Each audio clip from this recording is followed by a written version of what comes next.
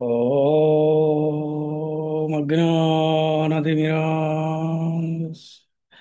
ज्ञानाञ्जनशलाकया चक्षुरुन्मिलितं येन तस्मै श्रीगुरवे नमः।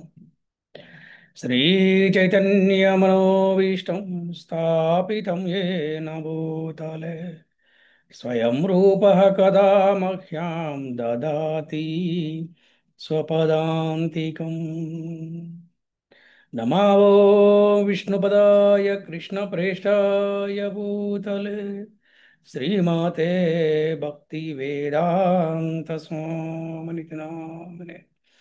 नमस्ते सरस्वतीदेवे गौरवाणी प्रचारिणे निर्विशेष शून्यवादी पाश्चात्यते सतारिणे। जय श्री कृष्ण चैतन्य प्रभु नित्यानंद श्री अद्वैत गदाधर श्रीवासादि गौर भक्त वृंद। हरे कृष्ण कृष्ण कृष्ण हरे हरे हरे राम राम राम हरे हरे। ओम नमो भगवते वासुदेवाय। ॐ नमो भगवते भगवते वासुदेवाय। वासुदेवाय। ओम नमो भगवते वासुदेवाय।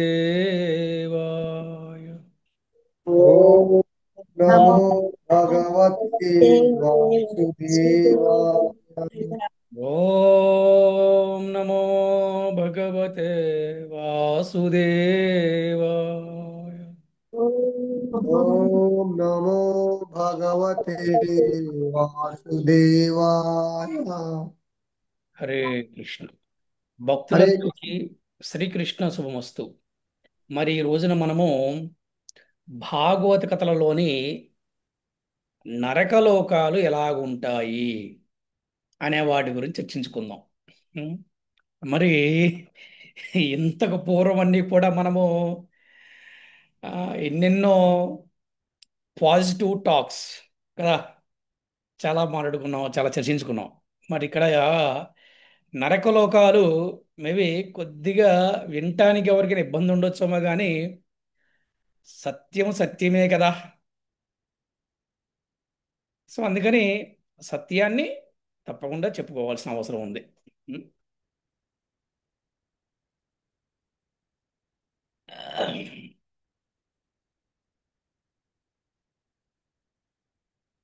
కుంటజనులు వైకుంఠజనులని రెండు రకాలుగా ఉంటారంట. అంటే కుంట మానవులు వైకుంఠ మానవులు రెండు రకాలుగా ఉంటారంట. ఉం? కుంట జగత్తులో ఉండేవారిని కుంటజనులు అన్నారు. వైకుంఠ జగత్తులో ఉండేవారిని వైకుంఠ జనులు అన్నారు. ఉం? కుంట జగత్ అంటే ఏంటంటే ఇప్పుడు మనం ఉన్న ప్లేస్ అన్నమాట. దీన్నే భౌతిక జగత్ అంటారనమాట. కుంటం అంటే అర్థం ఏంటంటే క్లేశం అనమాట. క్లేశం అంటే ఏంటి? కష్టంతో కూడుకుందనమాట.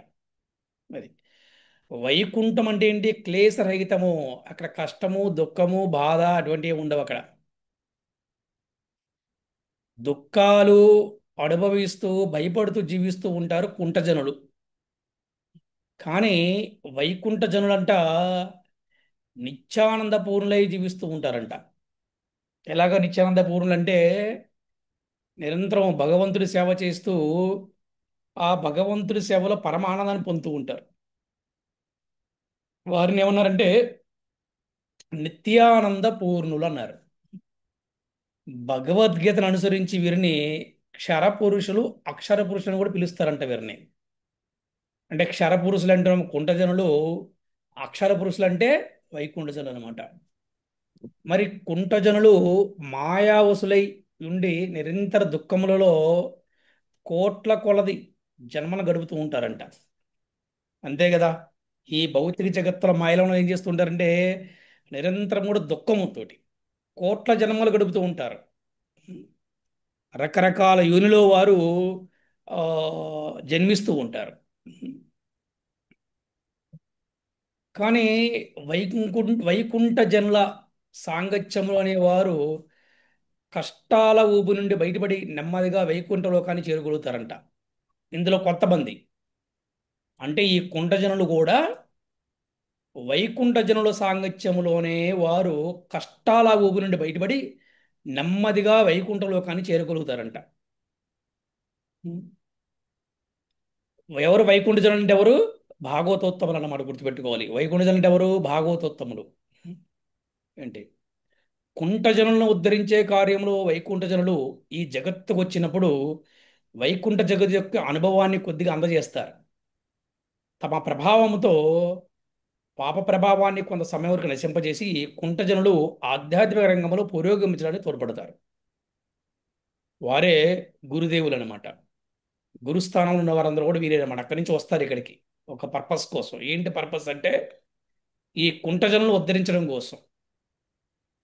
వీరికి వీరి చేత జపం చేయించడం, భగవద్గీత భాగవతాలు మరి వాళ్ళకి శిక్షణ ఇవ్వటం, వీళ్ళందరినీ కూడా మళ్ళీ తిరిగి వైకుంఠం తీసుకెళ్ళటం కోసం వారు మనకి సహాయపడుతూ ఉంటారనమాట. రాత్రి గడిచి సూర్యోదయం కాగానే చీకటి తొలగిపోతాయి, అంతే కదా. సకల జీవులు కూడా నేత్రోదయం కలుగుతుంది. సకల కార్యాలు ఆరంభమవుతాయి ఎప్పుడు? పొద్దున్నే. ఆ విధంగా అదే విధంగా వైకుంఠ జనులు ఈ కుంట జగత్తులో ఆవిర్భవించినప్పుడు దాని యొక్క ప్రభావం తగ్గి జనుల్లో ఆధ్యాత్మిక చింతన ఆరంభమవుతుంది. అంటే ఏంటంటే కష్టాలు ఎక్కువైపోయి, బాధలు ఎక్కువైపోయి, ఎవరో ఊరిలో గుడి ఉందనో బడి ఉందనో గురువు ఉన్నారనో మొత్తానికి వారిని కలుసుకొని ఒక ఆధ్యాత్మిక చింతన అనేది ప్రారంభమవుతుంది అనమాట. అంటే వైకుంఠ జగత్తు వెళ్ళడానికి అవసరమైన యోగ్యత వారిలో వెల్లివిరుస్తుందని అర్థం అంట. అందుకని భౌతిక జగత్తులో వైకుంఠ జనుల ఆవిర్భావం యొక్క మూల ప్రయోజనం అదేనట. ఏంటంటే ఈ కుంట జనులను ఉద్ధరించడం కోసం. దురదృష్టవశాస్తు వైకుంఠ జనుల సాంగత్యం ప్రత్యక్షంగా కానీ పరోక్షంగా కానీ లభించని జీవులు మాత్రము కర్మ వలయంలో చిక్కుకొని తమ కర్మఫలంగా అనేకమైన శిక్షణ పొందుతారు. వారికి తగిన శిక్షలు వేయడానికి భౌతిక జగత్తులోనే ఒక స్థానం నిర్ణయించబడింది. అవే భూలోకానికి కింద ఉన్నాయన్నమాట. ఆ భూలోకానికి కింద సప్త అధోలోకాలు ఉన్నాయి. వాటి క్రింద పితృలోకం ఉంది, తర్వాత నరకలోకం ఉందంట. ఇప్పుడు అర్థం నరకలోకం ఎక్కడ ఉంది ఇప్పుడు తెలుసుకున్నారు. నరకలోకం అక్కడ ఉంది. అయితే నరకలోకాల గురించి తెలుసుకునే ముందు ఈ భూమిపై మానవ జన్మ ప్రాముఖ్యాన్ని తెలుసుకుందాం. అది గనక చెవికెక్కకపోతే నరకలోకాల గురించి అవగాహన ఉండదు, ఉండనే ఉండవంట. అదేంటి తెలుసుకుందాం. ఏంటి ఈ భూమి మీద మానవ జన్మ ప్రాముఖ్యం తెలుసుకుందాం. మానవ జన్మ యొక్క ప్రాముఖ్యత ఏంటి, పర్పస్ ఏంటి, పర్పస్ ఆఫ్ హ్యూమన్ లైఫ్ అంటారనమాట. Advantage of human life. చూడండి, ఆధ్యాత్మిక జీవన సాధనతో వైకుంఠ లోకానికి చేరడానికి ధరణిపై మానవ జన్మయే సర్వోత్తమైనదట. చూసారా ఎంత బాగా చెప్పారో. అంటే ఈ భూమి మీద మానవ జన్మే సర్వోత్తమైనది. దేనికి? వైకుంఠ లోకానికి వెళ్తానికట. దీని గురించి స్వర్గవాసులు ముక్త కంఠంతో పలుకుతారంట. ఈ విషయాన్ని వారి మాటల్లో విందాం. ఈ చర్చ శ్రీమద్ భాగవతములోని పంచమ స్కందములో వస్తుంది. చెప్తున్నారు వాళ్ళు స్వర్గవాసులు, వినండి. ఆహా, భరతవర్షంలో జన్మించిన మానవులు ఎంతటి భాగ్యవంతులు. అంటే భారతదేశంలో జన్మించిన మానవులు అన్నమాట. నిజంగా వారు ఎంతో పుణ్యాన్ని చేసి ఉంటారు. లేదా ముకుందుడే వారి పట్ల ప్రసన్నుడై ఉంటాడు. ముకుందుడు అంటే శ్రీకృష్ణ భగవానుడు. లేకపోతే అనేక రకాలుగా భక్తి సేవలో వారు ఎట్లా నెలకొనగలుగుతారు? ఏ విధంగా? కొంతమంది పూలు కుట్టేవాళ్ళు, కొంతమంది వంట చేసేవాళ్ళు, కొంతమంది కీర్తన చేసేవాళ్ళు, భజన చేసేవాళ్ళు, పాటలు పాడేవాళ్ళు, విగ్రహారాధన చేసేవాళ్ళు, మృదంగాలు, కరతాలు, నాట్యాలు, ఇవన్నీ ఎలా చేయగలుగుతున్నారంటే వారి పట్ల ముకుందుడు ప్రసన్నుడై ఉంటాడు. స్వర్గవాసులమైన మేము భక్తి యోగాన్ని అభిలషించడమే కానీ పూర్తిగా అభ్యసించలేము. అభిలషించడం ఏంటి? కోరిక చేయాలని, కానీ అభ్యసించలేమంట. ఎవరు చెప్తున్నారు? స్వర్గవాసులు చెప్తున్నారు. మాకు భక్తి యోగం పట్ల కోరిక ఉంటుంది, కానీ మేము భక్తి యోగం చేయలేము. కానీ అక్కడ మానవులు నేరుగా భక్తులు నెలకొంటున్నారు. అది భూమి మీద జన్మ తీసుకుంటాం కాక గొప్ప అడ్వాంటేజ్, గొప్ప లాభం అన్నమాట. యజ్ఞాలు, దానాలు, తపస్సు వంటి ఎన్నో కష్టకార్యాలను చేసి మేము స్వర్గాన్ని పొందాం. కానీ దీని వలన వచ్చిన ప్రయోజనం ఏమిటి? వచ్చిన లాభం ఏమిటి? ఇక్కడ అపారమైన ఇంద్రియ భోగము లభిస్తున్న మాట నిజమే. అయినప్పటికీ నారాయణ పాద పంకజ స్మరణము కలగడం లేదు కదా. అధికమైన ఇంద్రియ భోగములను మేము దేవదేవుని పాదపద్మలను దాదాపుగా విస్మరించేశాం. నిరంతరం ఇంద్రియ భోగములో ఉన్నవాడికి భగవన్నామస్మరణ చేయలేడు, భగవంతుడి పాదాలని స్మరించలేరు, భగవంతుని పాదాలు శరణాగతి పొందలేరు. ఈ విషయం ఎవరు చెప్తున్నారంటే స్వర్గవాసులు చెప్తున్నారట. చూడండి, కోటాను కోట్ల సంవత్సరముల బ్రహ్మలోకవాసము కన్నను ఈ భారతవర్షములోని స్వల్ప జీవనమే శ్రేయస్కరము అంట. చూడండి, ఎందుకంటే బ్రహ్మలోకానికి వెళ్ళిన జీవుడు తిరిగి జన్మ మృత్యు పరంపరకే తిరిగి రావాల్సి ఉంటుంది. కానీ భారతవర్షములో భగవత్పాద పద్మాలను శ్రద్ధతో ఆశ్రయించిన వాడు స్వల్ప జీవిత కాలంలోనే మహోన్నతమైన పూర్ణత్వాన్ని సాధించగలుగుతాడు. ఆ విధంగా అతడు వైకుంఠలోకాన్ని పొందగలుగుతున్నాడు. ఎక్కడ భగవత్కథ అనే గంగా నది ప్రవహించదో అటువంటి పుణ్యనదీ తటంలో భగవత్ సేవలు నెలకొనిన భక్తులు ఉండరో, లేదా ఎచ్చట భగవత్ప్రీత్యర్థమై సంకీర్తన యజ్ఞములు జరగవో, అట్టి ప్రదేశము మహోన్నత లోకమైనప్పటికీ కూడా బుద్ధిమంతుడు దాని పట్ల ఇష్టమును పొందడు. ఎంత బాగా చెప్పారు చూడండి.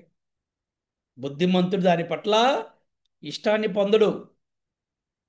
అది ఎటువంటి ప్రదేశమైనా కూడా. అందుకే మహాభాగవతోత్తములు వైష్ణవులు సకల తీర్థయాత్రలు చేయాలని కోరుకోరు వాళ్ళు. ముఖ్యంగా ఏవైతే మనకి విష్ణు ఆలయాలు ఉన్నాయో వాటిని మాత్రం చక్కగా సందర్శిస్తారు అంతే. ఇంకేం చెప్తారంటే అనుష్ఠానము, పుణ్యకర్మలు, యజ్ఞాలు, వేదాధ్యయనం వంటి వాటి వలనే మేము ఈరోజు స్వర్గవాసం చేస్తున్నాము.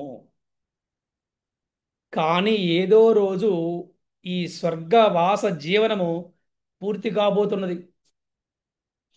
అప్పుడు పుణ్యములో కొంత భాగమైన మిగిలి ఉంటే శ్రీహరి పాద పద్మాలను తలిచే విధంగా భరతవర్షములో మానవ జన్మ కలగాలని కోరుకుంటున్నాము. పరమ శరణాగతులకు భగవంతుడు భరతవర్షములను అవతరించి అక్కడ జనులో భాగ్యాన్ని విరమడింపజేశాడట.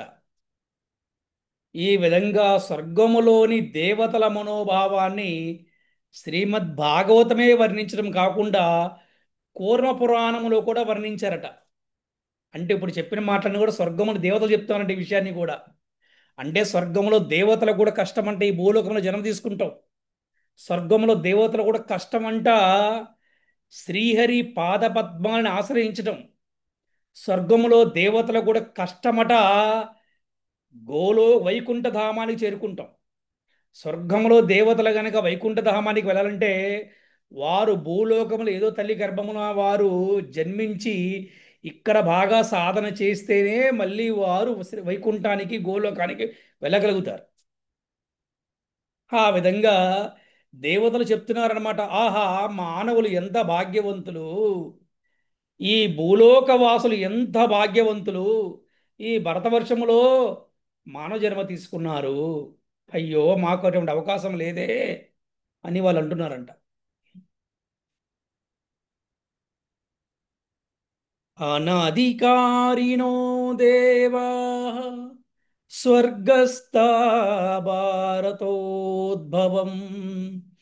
వాంఛాంత్యత్మ విమోక్షార్థముద్రేకార్దేధికారిణ. దేవతలు స్వర్గములో ఉన్నప్పటికీను ధరణపైన ఉన్నట్టి భరతవర్షములోనే తిరిగి జన్మించాలని కోరుకుంటారంట. ధరణి అంటే ఈ భూలోకం పైన. అంటే దేవతల రూపంలో వారు ఈ భారతదేశంలో నివసించడానికి అనర్హులట. దేవతలు ఇక్కడ జన్మించిన అర్హత లేదంట వారికి. చూసారా? కనుక భారతవర్షంలో మానవ జన్మను పొంది కూడా కుక్కలు పిల్లులలాగా జీవితములను గడపడం నిక్కముగా శోచనీయమైన విషయము, నీచాతి నీచమైన విషయము, దుఃఖించవలసిన విషయము, బాధపడాల్సిన విషయం అని చెప్తుంది భాగవతం మనకి. చూసారా? మానవ జన్మ ఎంతో గొప్పది, అది కూడా ఈ భరతవర్షంలో జన్మించి ఎంతో గొప్పది అని దేవతలు కీర్తిస్తున్నారంట. అటువంటి మానవ జన్మ కూడా పొంది కుక్కల్లాగా పిల్లుల్లాగా జీవితాన్ని గడపడం ఎంత సిగ్గుచేటు, ఆ, ఎంత శోచనీయమని చెప్తుంది భాగవతం అనమాట.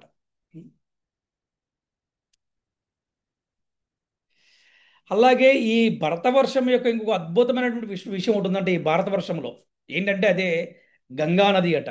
గుర్తుపెట్టి, గంగా నది. ఇక్కడ గంగా నది విశిష్టత గురించి చెప్తున్నారు. ఎందుకు చెప్తున్నారో మనం విందాం చూడండి. సకల యజ్ఞభోక్తైన విష్ణు భగవానుడు వామనుని రూపంలో బలి మహారాజు యొక్క యజ్ఞస్థలికి వచ్చి ఎడమకాలని విశ్వము చివరి వరకు చాచినప్పుడు అతని పాదాంగుష్ట నఖముచే బ్రహ్మాండం యొక్క ఆచ్ఛాదనం రంధ్రం పడిందంట. ఆ రంధ్రము ద్వారా పవిత్రమైన కారణోదక జలము గంగానది రూపంలో ఈ విశ్వంలో ప్రవేశించిందట. ఆ విధంగా విష్ణు పాదములు కలిగిన కారణంగా గంగానదికి ఏంటి అంత వైభవం వచ్చిందనమాట. అటువంటి గంగానది స్పర్శ మాత్రము చేత మనిషి పరమ పవిత్ర అవుతాడట. ఎందుకంటే విష్ణు పాదాలను స్పృశించిన కారణంగా గంగానది విష్ణుపది అని కూడా ప్రసిద్ధి చెందింది. తరువాత దానికి జాహ్నవి, భాగీరథి నామాలు కూడా కలిగాయి. 1000 యుగాల తర్వాత అది విశ్వములోనే అత్యున్నత లోకమైన ధ్రువలోకానికి చేరుకుందట. చూడండి, ధ్రువలోకం కూడా ధ్రువలోకం కూడా విష్ణుపదమనే చెప్పబడింది. తరువాత ధ్రువలోకానికి తన సప్తర్షి మండలాన్ని చేరిందట. ఆ తర్వాత అనంత కోటి విమానంలో తీసుకొని రాబడి మేరు పర్వతాగ్రంపై పడిందట. ఆ విధంగా అది హిమాలయ పర్వత శృంగాలను చేరి అచ్చటి నుండి హరిద్వారము ద్వారా భరత భూమిలో ప్రవహిస్తూ చివరకు సముద్రాన్ని చేరుకుంటుందంట. గంగా అనేది సముద్రంలో ప్రవహించే స్థానమే గంగా సాగర ప్రాంతం అని పిలువబడుతుంది. గంగా స్నానం చేసిన వారికి అశ్వమేధ, రాజసూయ యజ్ఞాది ఫలములు ఎంత మాత్రమూ దుర్లభము కావట. అంటే గంగా స్నానం చేసిన వారికి అశ్వమేధ యాగము, రాజసూయ యజ్ఞం చేస్తే ఎంత ఫలితం వస్తుందో అంత ఫలితం వస్తుందట. అలాగే గంగా తీరంలో ఎన్నో తీర్థస్థానాలు ఉన్నాయంట. ఆయా ప్రదేశాల్లో స్నానం చేస్తే ఆయా ప్రదేశాలు గంగా స్నానం చేస్తే ఆయా ప్రదేశాలు గంగా స్నానం చేసే భాగ్యము భరతవర్షులకు విశేషంగా లభిస్తుందంట. గంగా నదే కాకుండా యమున, గోదావరి, కృష్ణ, కావేరి, నర్మదా వంటి పావన నదులు ప్రవహించడం వలన భరతవర్షము ఎంతో పుణ్యతమైనదిగా భావించబడింది. నాకు ఇప్పుడు చాలా ఆనందంగా ఉంది. మన జగన్నాథ మందిరం కృష్ణానది ఒడ్డునే ఉంది. చూసారా? అంటే కృష్ణానది ప్రస్తావన మనకి భాగవతంలో ఉంది. అంటే ఎంతో పుణ్యమైనటువంటి నది అన్నమాట. ఆ విధంగా చూడండి ఇక్కడ మళ్ళీ ఆ, ఇప్పుడు లోకాలు ఏ ఏ లోకాలు ఎక్కడ ఉన్నాయో చెప్తున్నారు. ఇప్పుడు సూర్యచంద్రుల క్రింద రాహుగ్రహం ఉందంట. మనకి సూర్యచంద్రులు మనకి పైకి కనబడుతుంటారు కదా, కానీ వారి కింద రాహుగ్రహం ఉందంట. ఈ రాహుగ్రహం కింద సిద్ధచారణ, విద్యాధర లోకాలు ఉన్నాయట. వాటి కింద యక్ష, రాక్షస లోకాలు ఉన్నాయంట. ఆ లోకాల కింద భూమి ఉందంట. అది అంటే మన పైన యక్ష, రాక్షస లోకాలు ఉన్నాయి, విద్యాధర లోకాలు ఉన్నాయి, అలాగే రాహుగ్రహం ఉంది, దానిపైన సూర్యచంద్రులు ఉన్నాడు అనమాట. ఇక మన కింద చూడండి, అతలము, వితలము, సుతలము, తలాతలము, మహాతలము, రసాతలము, పాతాళం అనే లోకాలు ఉన్నాయంట. అందరూ అంటుంటారు కదా, అరే పాతాళాన్ని దొక్కేస్తాం రోయ్ అంటుంటారు. పాతాళం అంటే మన కింద ఉందన్నమాట. వీటిలో సుతలము బలి మహారాజు యొక్క స్థానము. అక్కడ వామనదేవుడు బలి మహారాజుకు ద్వారపాలకుడుగా ఉన్నాడు. సుతలము కిందనున్న తలాతలము మయధానముని స్థానము, అంటే రాక్షసుడి యొక్క స్థానము. దాని కిందనున్న మహాతలము ఆ, నాగులు స్థానం అంట. నాగులు స్థానము. వారికి ఉన్నట్టు ఏకైక భయము గరుడు అనమాట. గరుడు. ఉం? మహాతలం కింద ఉన్నటువంటి రసాతలము దైత్య దానవులకు ఆవాస స్థానం, అంటే వీరు కూడా రాక్షసులే అనమాట. దానవ ప్రభుత్వం కలిగి ఉంటారన్నమాట వీళ్ళు. ఈ రసాతలము కింద ఉన్నదే పాతాళమట. అది కూడా సర్పములకు స్థానం అంట. అక్కడ అక్కడ అనంతదేవుడు అనంతదేవుడు పాతాళ లోకమూలము నివసిస్తాడంట. సకల జీవుని ఆకర్షిస్తాడు కనుకనే అతనికి సంకర్షణుడు కూడా పేరు ఉంది. ఎవరు చెప్పండి ఆయన? బలరాముడు. ఆ, అది ఆదిశేషుడు. అర్థమైందా? అంటే అందరూ కూడా ఆయనే, ఆదిశేషుడు, అనంతదేవుడు, ఆ, బలరాముడు. సకల జీవులను ఆకర్షిస్తాడు కనుక అతను సంకర్షణ కూడా పేరుంది. అనంతదేవుని మహిమలు శ్రీమద్ భాగవతములో సుఖదేవ గోస్వామి ద్వారా విపులంగా వర్ణించబడ్డాయట. అనంతదేవుడే సర్వ ఆధారుడై ఉన్నాడు. అధోలోకాల దిగున నిలిచిన వాడే అతడు సమస్త విశ్వాన్ని లీలగా మోస్తున్నాడట. చూసారా? మనం చూస్తే గనక అదే అంటారు. అంటే ఈ మనం చెప్పుకున్నాం ముందు కూడా, బలరాముడు ఆది గురువు అని మనం చెప్పుకున్నాం. సమస్త విశ్వాన్ని కూడా ఆయన లీలగా మోస్తున్నాడట. అదే గురువు యొక్క శక్తి అంటే. ఈ లోకాలన్నిటి కింద ఉన్నదే నరక లోకాలంట. ఇప్పుడు వస్తుంది మన మన ఈ రోజున కథ మొదలవుతుంది అన్నమాట. ఇక్కడ నరక లోకాలు ఎక్కడున్నాయి? ఈ లోకాల కింద నరక లోకాలు ఉన్నాయన్నమాట. ఏంటి? భరతవర్షములో మానవ జన్మను పొందినా కూడా దివ్యమైన లాభాన్ని పొందని వాడు నరకల లోకాలలో పడతాడు. ఉం? చేసే కర్మలు కలిగే పాపాన్ని బట్టి నానా రకాల నరకలోకాలు ఉన్నాయి. చూడండి, మానవ జన్మను పొందారు. భగవంతుడు పరమ కరుణామయుడు, దయామయుడు, ప్రేమామయుడు కదా. మన మానవులందరినీ ఉద్ధరించడానికి కదా భగవంతుడు ఆచార్యుల ద్వారా మనందరికీ భగవద్గీత, భాగవతము, హరే కృష్ణ మహామంత్ర జపము, అలాగే భగవంతుడి విగ్రహారాధన, కృష్ణాష్టమి, అలాగే రాధాష్టమి, రథయాత్రలు, ఉత్సవాలు, వ్రతాలు, పండగలు ఇవన్నీ కూడా భగవంతుడు మనందరి కోసం ఏర్పాటు చేశాడు. ఎవరు? ఆచార్యుల ద్వారా. అవునా కదా? మరి ఎందుకు ఏర్పాటు చేశారంటే ఏదో రకంగా అందరికీ కూడా లాభాన్ని కలిగించి మళ్ళీ అందరినీ కూడా తిరిగి తన స్వధామానికి, అంటే తన సొంత ఇంటికి తీసుకెళ్దామని భగవంతుడు ప్రయత్నిస్తూ ఉన్నాడు. ఈ ప్రయత్నంలోనే గురువుల్ని కేంద్రంగా చేసుకుంటాడు భగవంతుడు. వారి చేత చెప్పిస్తూ ఉంటాడు ఈ ప్రవచనాలు, లేకపోతే కృష్ణ కథలు, భజనలు, కీర్తనలు చెప్పిస్తూ ఉంటాడు. అలాగే ఎంతోమంది బద్ధజీవులు ఉద్ధరించే బాధ్యత కూడా గురువులకి ఇస్తూ ఉంటాడు ఆ భగవంతుడు. చూడండి, అమ్మ ఆదివారం సత్సంగం ఉంది మందిరాన్ని రమ్మంటే కొంతమంది మందిరాన్ని కూడా సినిమాకి పోతారు. వారికి కూడా నరకలోకంలో శిక్ష వేస్తారు. అది చెప్తున్నారు ఇక్కడ, మానవ జన్మని పొంది కూడా దివ్యమైన లాభాన్ని పొందిన వాడు నరకలోకాలలో పడతాడట. చేసే కర్మలు కలిగే పాపాన్ని బట్టి నానా రకాల నరకలోకాలు ఉన్నాయి. ఒకటే కాదు, రకరకాల నరకలోకాలు ఉన్నాయంటే చూద్దాం. ఇప్పుడు ఏ లోకాలు ఇప్పుడు మనం చూద్దాం. చూడండి, ఉం?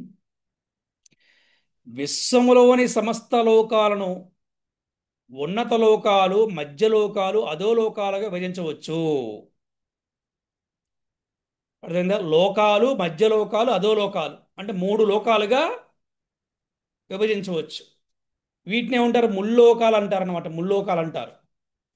ఈ ముల్లోకాలకి గర్భోదక సముద్రానికి మధ్యలో నరక లోకాలు ఉన్నాయట. అంటే అవి భూలోకానికి క్రింద, గర్భోదక సముద్రానికి కింద, అంటే గర్భోదక సముద్రం కొద్దిగా పైన ఉన్నాయట.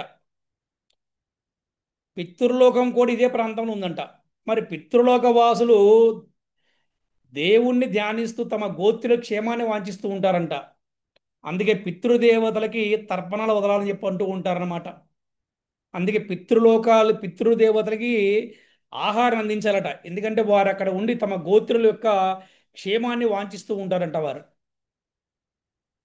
అలాగే పితృదేవతలు రాజు అంటే యమరాజు, గుర్తుపెట్టుకోండి. యమరాజు అది ఎవరంటే సూర్యుడి దేవుడి యొక్క పుత్రుడు.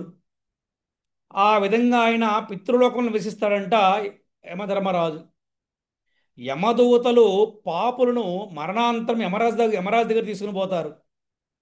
ఆ విధంగా వారు చేసిన కర్మలను బట్టి, వారు చేసిన కార్యాలను విచారించి యముడు వారికి శిక్షణ విధించి ఆయా నరకలోకాలు పంపుతూ ఉంటాడు.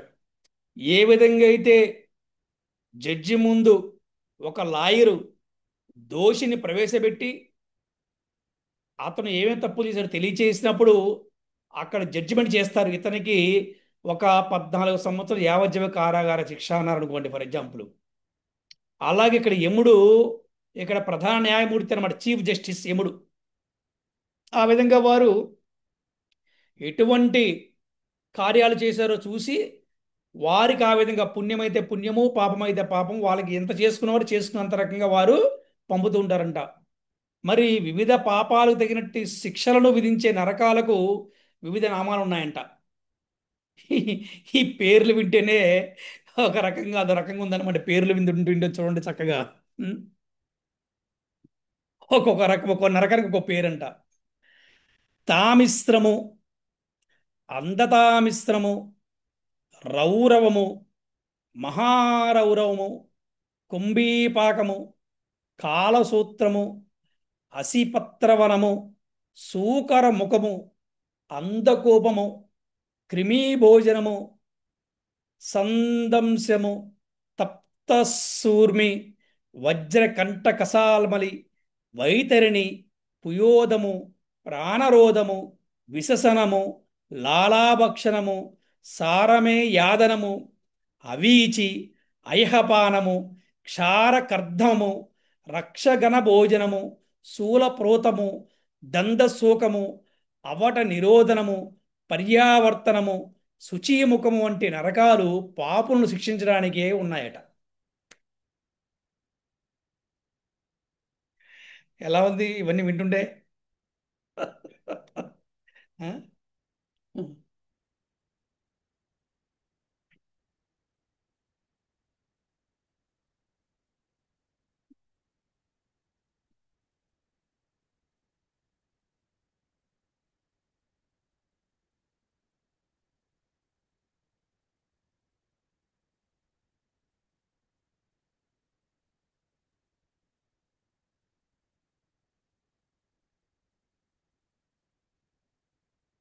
ఇకపోతే కొన్ని అంటే ఆ, ప్రతిదాని గురించి చెప్పలే, కొన్ని చక్కగా మనకు చెప్పారు. అంటే ఎవరు ఏ పాపం చేస్తే, ఎవరు ఏ అపరాధం చేస్తే వారికి ఎటువంటి శిక్ష ఉంటుందో కొన్ని మనకి ఇక్కడ ఇచ్చారు. అవి తెలుసుకుందాం ఇప్పుడు. సో మానవ జన్మ ఎంత ఉత్తమదో తెలుసుకున్నాం. ఏ లోకాలు ఎక్కడ ఉంటాయో తెలుసుకున్నాం. ఏ లోకాలు ఎవరుంటారో తెలుసుకున్నాం మనం. ఏంటి? అలాగే అలాగే నరకలోకం ఎక్కడ ఉంటుంది, ఆ నరకలోకాల్లో ఎన్ని లోకాలు ఉన్నాయి, వాటికి పేర్లేంటి కూడా ఉన్నాయి మనకి తెలుసుకున్నాం. ఇప్పుడు ఏమి అపరాధం చేసి ఏమి పాపం చేస్తే వారికి ఎటువంటి శిక్ష వేస్తారో చూద్దాం.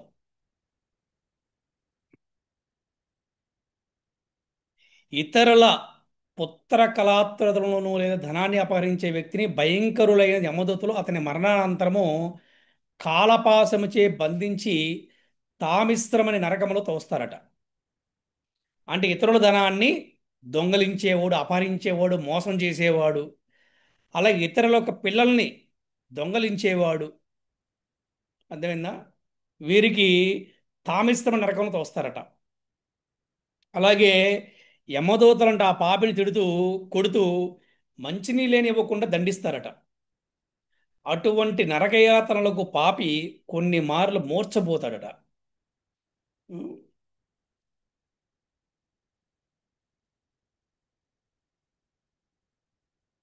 అలాగే పురుషుణ్ణి వంచించి అతని భార్యాపుత్రాలను అనుభవించేవాడు అంధతా మిశ్రమ నరకంలో పడతాడంట. చూడండి, పరస్త్రీ అనేది చాలా పెద్ద ప్రమాదం. వివాహమైన తర్వాత ఆ స్త్రీకి భర్త ఉన్నప్పుడు, అది ఆ భర్తగా వారు ఉన్నప్పుడు వారిని అనుభవించకూడదు. అవునా? అటువంటి వాడు అంధతా మిశ్రమ నరకంలో పడతాడట. అక్కడ అతని పరిస్థితిని మొదలు నరికిన చెట్టు మాదిరిగా ఉంటుందంట అక్కడ. ఆ నరకయాతనలు ఎంత ఘోరంగా ఉంటాయంటే జీవుడు దృష్టినే కోల్పోతాడట. అందుకే ఆ నరకాన్ని పండితులు అంధతా మిశ్రమని అన్నారట. ఇకపోతే దేహాత్మ కలిగిన బుద్ధుడు, దేహాత్మ బుద్ధి కలిగిన మానవుడు పుత్ర కళాత్రాదులను పోషించే కార్యములో అహిర్నిశలు పనిచేస్తూ ఇతర జీవుల పట్ల క్రూరంగా ప్రవర్తిస్తాడు.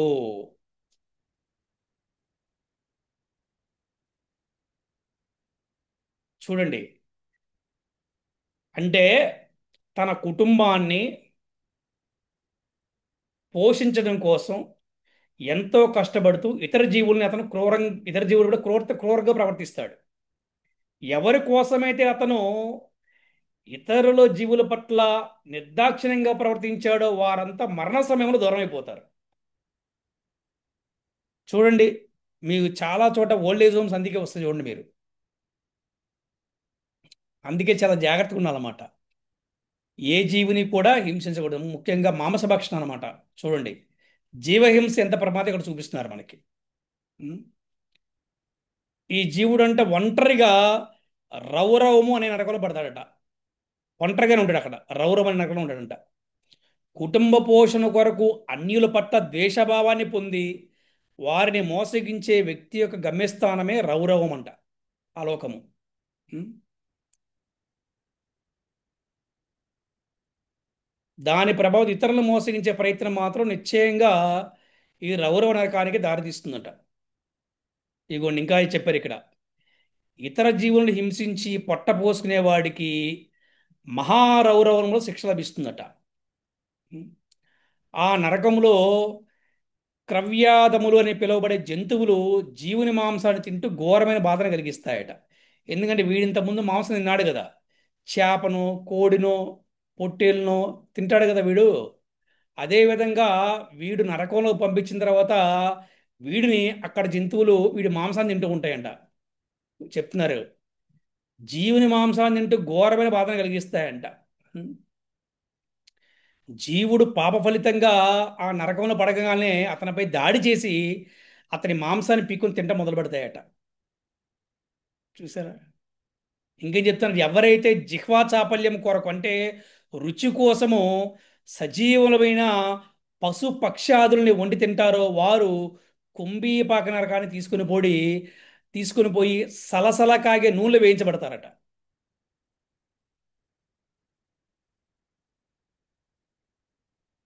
బ్రాహ్మణ హంతకుడు అంటే బ్రాహ్మణుని చంపినవాడు కాలసూత్రం నరకంలో పడతాడట. ఆ ఆ నరకం ఎలా ఉంటుందంటే 80,000 మైళ్ళు ఉంటుందంట ఆ నరకం. అలాగే పైన సూర్యుడి చేత కింద అగ్ని చేత అది చాలా వేడిగా ఉంటుందంట. బ్రాహ్మణ హంతకుడు అక్కడ కూర్చోబెడతారంట. నిలుచుండి పరిగెత్తుతూ కాలం గడపాల్సి వస్తుందంట. పశువుకి ఎన్ని రోమాలు ఉంటాయి అన్ని సంవత్సరాలు అక్కడ నరకయాతన అనిపించాల్సి ఉంటుందంట.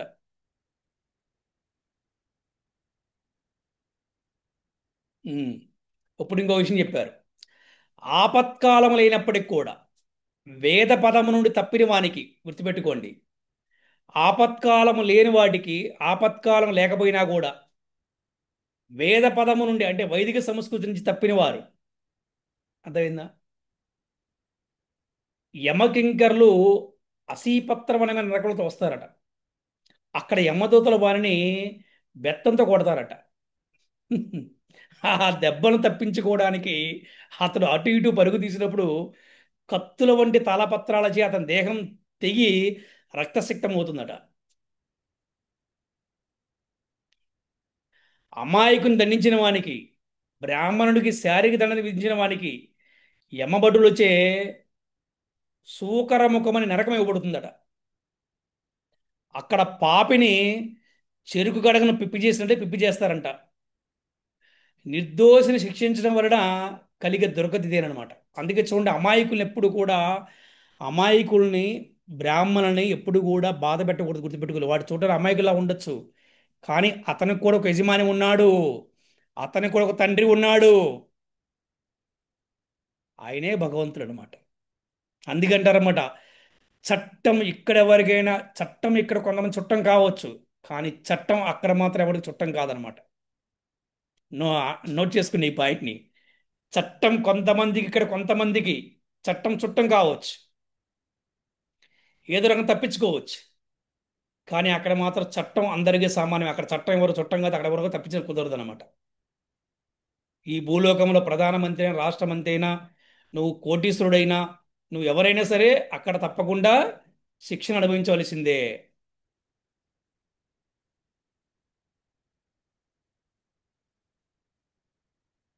ఇప్పుడు ఇది వింటే ఇంకా ఆశ్చర్యపోతారు. నల్లులు, దోమలు, పేలు వంటి సూక్ష్మజీవులను చంపిన వారు అందగొప్ప నరకంలో పడతారట. అక్కడ అవే జీవజాలం అతనికి నిద్ర సుఖాన్ని హరిస్తాయంట, అసలు నిద్ర లేకుండా చేస్తాయంట.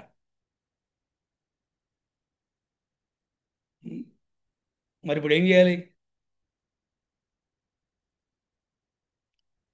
చెప్పండి, ఇప్పుడు ఏం చేయాలి అయితే? వాటిని కుట్టించుకోవాలి. ఆ?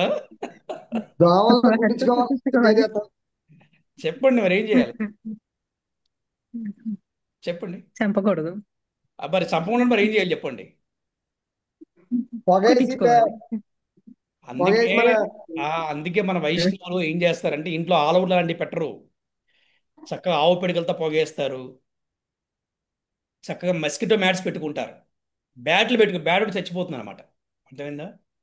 చాలా జాగ్రత్తగా ఉండాలి, ప్రతిదానికి శిక్షలు ఉన్నాయన్నమాట.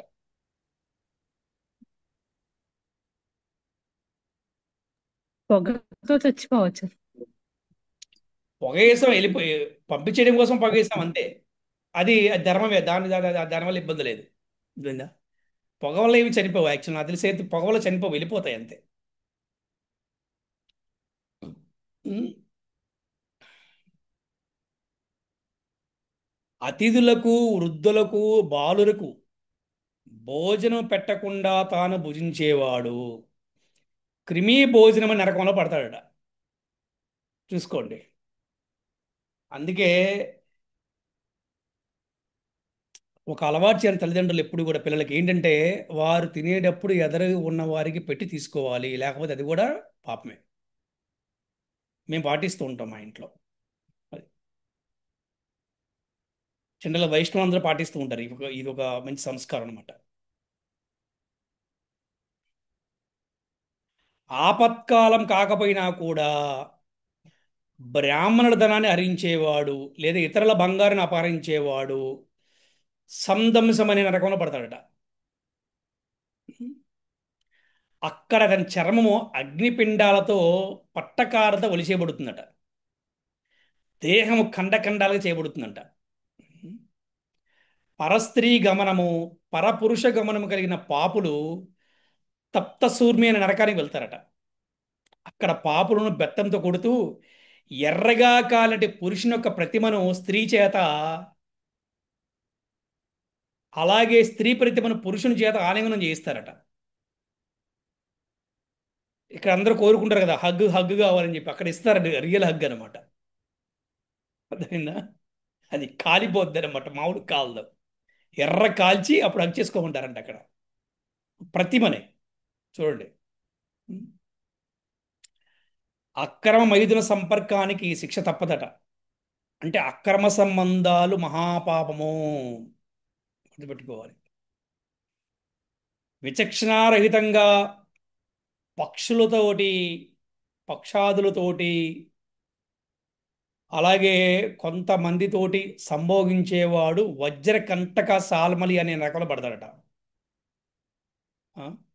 క్షత్రియునిగా, రాజుగా లేదా ప్రభుత్వాధికారిగా ఉన్నప్పటికీ విధి నిర్వహణను నిర్లక్ష్యపరిచి పతితుడయ్యేవాడు మరణ సమయంలో వైతరి నదిలో పడిపోతాడట.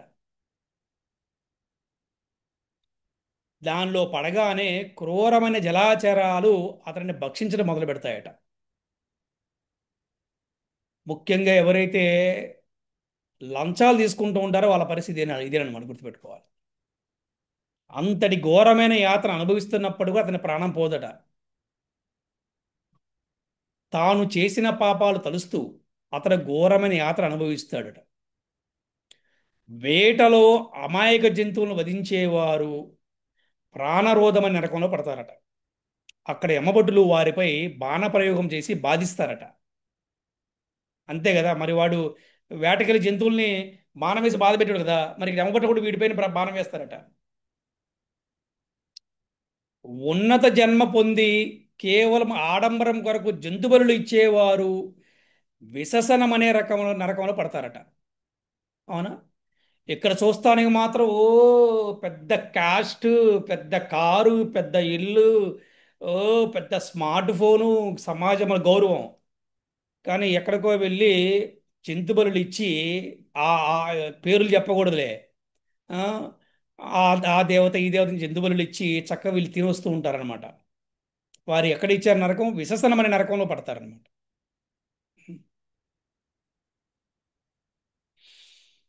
మూర్ఖుడైన పతి తన పత్నిని వశములో ఉంచుకోవడానికి రేతహపానం చేయిస్తే లాలాభక్షణ నరకంలో పడతారంట. అంటే ఒక భర్త భార్యని లొంగ తీసుకుంటానికి, భార్య ఎప్పుడు తన దగ్గర ఉండటం కోసం ఈ మద్యపానం లాంటిది కానీ చేయిస్తే గనక లాలాభక్షణ నరకంలో పడతారట. పరుల ఇంటికి నిప్పు పెట్టేవాడు, విషప్రయోగం చేసేవాడు, పన్నులు వసూలు చేస్తూ వాటిని కొల్లగొట్టేవారు సారమే యాదనమనే నరకంలో పడతారట. అక్కడ ఉన్నంటి వజ్రదంతాలు కలిగిన కుక్కలు ఒక్కమారుగా పాపబడి దాడి చేసి పిక్కు తింటాయంట. తప్పుడు సాక్ష్యం ఇచ్చేవారిని దానములో కానీ అసత్యం పలికే వారిని యమభటులు అవీచితమైన నరకములు తలకిందులుగా తోస్తారట. అవీచితం అంటే జలరహితం, అక్కడ జలం ఉండదట. అందుకే దానము గుర్తుపెట్టుకునేది, దానం చేసినప్పుడు కొంతమంది చెప్తున్న అబద్ధాలు, 1000 ఇచ్చిన 10,000 ఇచ్చామని చెప్తుంటాడు అనమాట. ఎప్పుడు అసత్యం పనికిరాదు. అసలు దానం చేసినట్టే చెప్పుకోకూడదు ఎవరికి కూడా. శాస్త్రం చెప్తుంది దానం చేసినట్టు ఎవరికి చెప్పుకోకూడదు. పోనీ చెప్పామనుకో, నేను 1000 ఇస్తే 1000 ఇస్తానని చెప్పు, అంతే, నేను 10,000 ఇచ్చానని చెప్పకూడదు అనమాట. ద్రవ్య వినిమయంలో కూడా ఏమైనా ఏదన్నా సరుకులు వాడిన ఏమైనా వాడినా కూడా వాటిలో కూడా అసత్యం చెప్పకూడదట. తల్లకిందులుగా కొండపై నుండి నరకలోకములు పడినప్పుడు శరీరం తునకా తునకలైపోతుందంట. అయినా కూడా పాపికి మరణం కలగదట. సురాపానం చేసే బ్రాహ్మణుడికి ఐహపానమైన నరకం కలుగుతుందట. ఇక్కడ అసలు పాయింట్ తీసుకొచ్చారు. బ్రాహ్మణుడికి కూడా నరకవాసం తప్పదు, తప్పు చేస్తే. Note this point. సురాపానము అంటే మద్యపానం అనమాట. మందు తాగుతూ ఉంటారు కొంతమంది. అటువంటి వారికి అయహపానమైన నరకంలో పడతారట. బ్రాహ్మణుడికే కాదంట, క్షత్రియ వైశ్యులు కూడా ఇదే గతి పడుతుందట.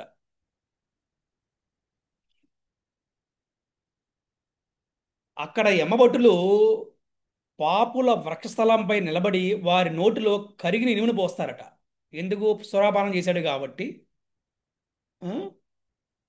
ఇనుమును కరిగితే ఎలా ఉంటుందో తెలుసు కదా, అటువంటి కరిగిన ఇనుమును పోస్తారంట నోట్లో. చూడండి, నీచ జన్మ కలిగినప్పటికీ కూడా తానే గొప్పని తలుస్తూ తనకన్నను ఉన్నతమైన వాడిని అగౌరవపరిచే వ్యక్తి క్షారకర్ధమని నరకంలో పడతాడట. ప్రస్తుత జన్మలో సర్పాలలాగా క్రోధ స్వభావులై ఉండి ఇతర జీవులు కష్టాన్ని కలిగించేవారు దందశోకమైన నరకంలో పడతారట. చూడండి, విపరీతమైన కోపం, ఆ కోపంలో అందరినీ బాధ పెడుతూ ఉంటారు. వారికి దందశోకం అనే నరకంలో పడతారట. అక్కడ అనేక పడగల సర్పాలు వారిని ఎలుకల్లాగా భక్షిస్తాయట. అందకోపాల్లో ధాన్య గిడ్డంగులు లేదా కొండ గుహలో జనులని బంధించేవారు మరణాంతరము అవట నిరోధనమైన నరకంలో పడతారట.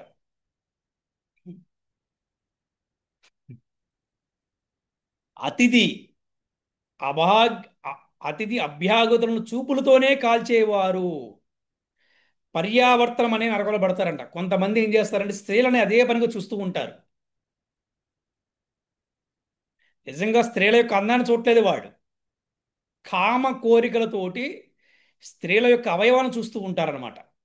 అందం చూడటం వేరు, అందం చూసి బాగుంది అనుకుంటే తప్పు కాదు, లక్షణంగా ఉంది, దేవతలాగుంది చూడటం తప్పు కాదు.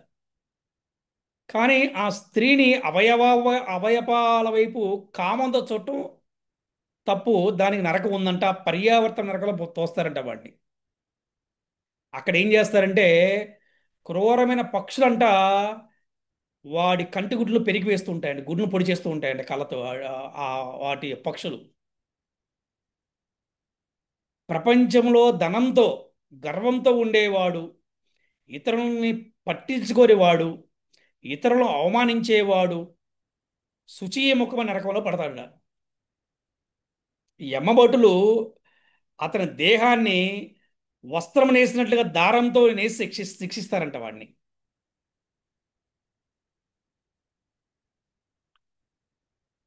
హా, ఇటువంటి నరకాలు యమలోకంలో వందల వేలు ఉన్నాయంట.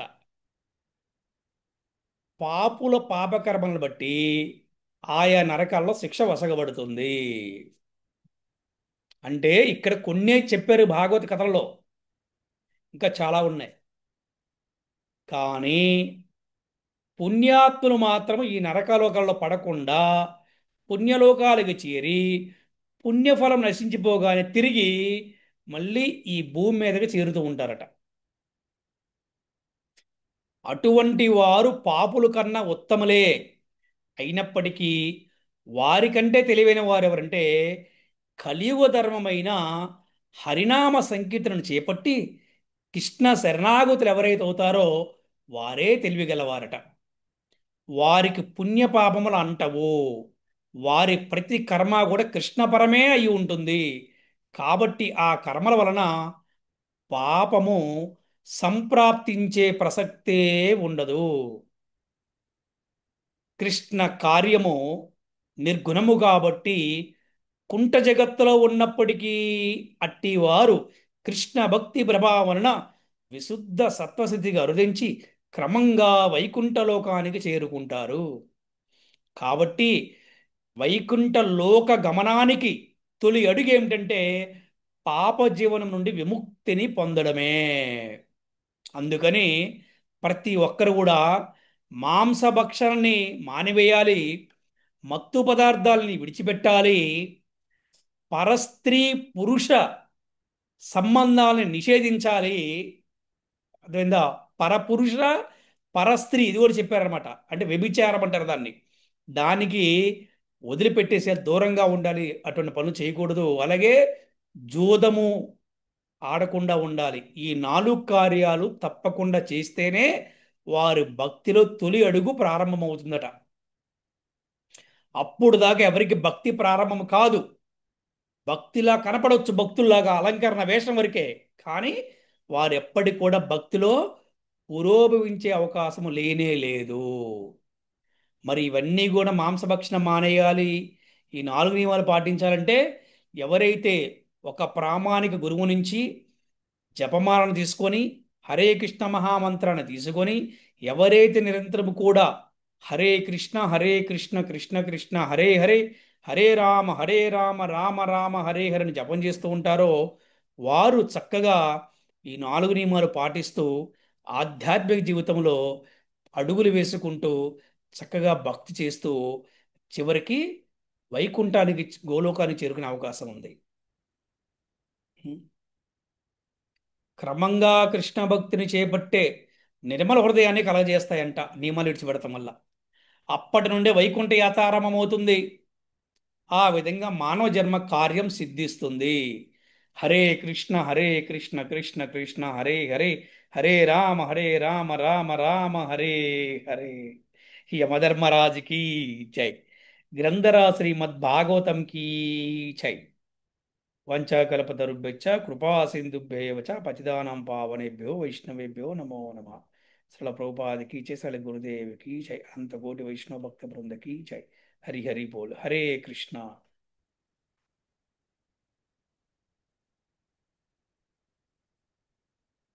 హరే కృష్ణ. ఆ, ఈరోజు చెప్పినటువంటి నరకలోకాలు గురించి మనం చెప్పుకున్నాం. వీటిలో మీకు ఏమైనా సందేహం ఉంటే అడగండి. అలాగే ఈ క్లాస్ ద్వారా ఏం తెలుసుకున్నారు మీరు తెలియచేయవచ్చు. హరే కృష్ణ. కుంటలోకం వైకుంఠలోకం అనేవి రెండు ఉంటాయని, అంటే కుంటలోకం అంటే ఈ భౌతిక జగత్తే కుంటలోకం అని, ఈ లోకంలో క్లేశాలు అనేవి ఎక్కువగా ఉంటాయి. క్లేశం అంటే కష్టం అని తెలుసుకున్నాం గురూజీ. వైకుంఠ లోకం అంటే క్లేశరహితమైనది. అక్కడ ఉండే జనులందరూ కూడా నిత్యానంద పూర్ణులై ఆ, నిత్యానంద పూర్ణులై ఉంటారు. వైకుంఠంలో ఉండేవా అంటే వైకుంఠ వాసులు అంటే భాగవతోత్తములని తెలుసుకున్నాం గురూజీ. ఈ భాగవతోత్తములు అనే వాళ్ళు ఈ కుంఠజనులను ఉద్ధరించడానికి ఈ భూలోకంలో జన్మిస్తారని అర్థమైంది గురూజీ.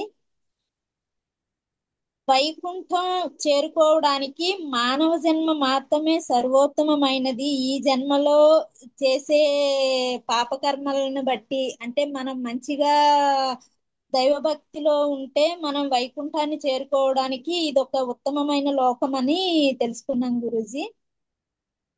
అది తరువాత మళ్ళీ భారతదేశంలో జన్మించడం ఇంకా శ్రేయస్కరం అని అర్థమైంది గురూజీ. అంటే భారతదేశం అంత పవిత్రమైనది. ఆ ఈ గంగా నది భారతదేశంలో ప్రవహించడం, ఆ గంగా నదిలో స్నానం ఆచరిస్తే అశ్వమేధ యాగం రాజసూయ యాగం చేసినంత ఫలితం అనేది మనకి కలుగుతుందని తెలుసుకున్నాం గురూజీ.